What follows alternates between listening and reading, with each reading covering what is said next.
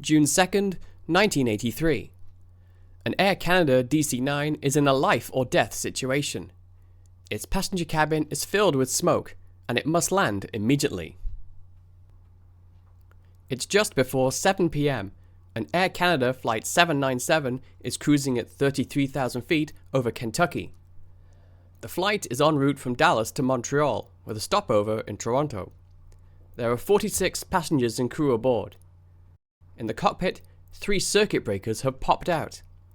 Like fuses, they protect delicate electrical circuits on the plane from becoming overloaded.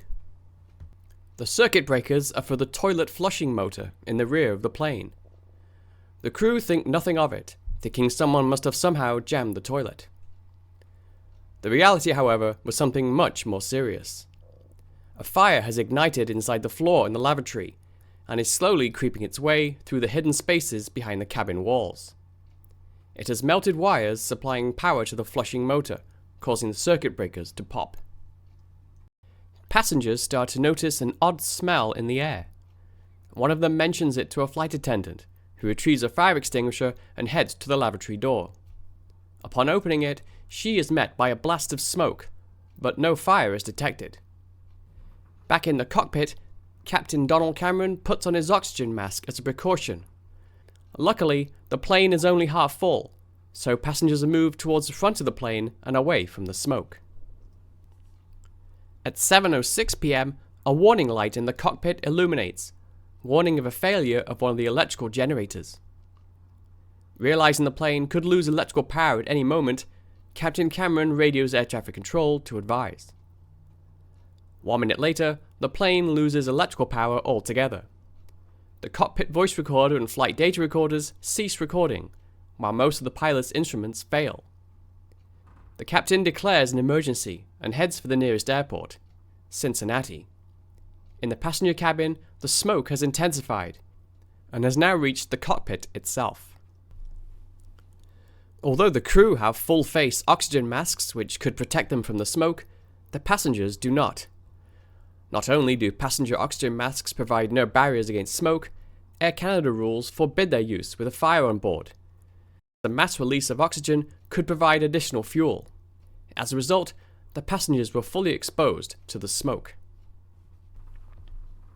At 7:20 p.m., after fighting with not only the smoke but also the plane's controls, Flight 797 touches down on the runway at Greater Cincinnati International Airport. But the troubles are only beginning. Just 90 seconds after the plane came to a halt, the passenger cabin explodes in flames. An unstoppable wall of fire sweeps forward from the back of the plane, consuming everything in its path. While firefighters work to control the blaze, flight attendants line up the passengers for a head count.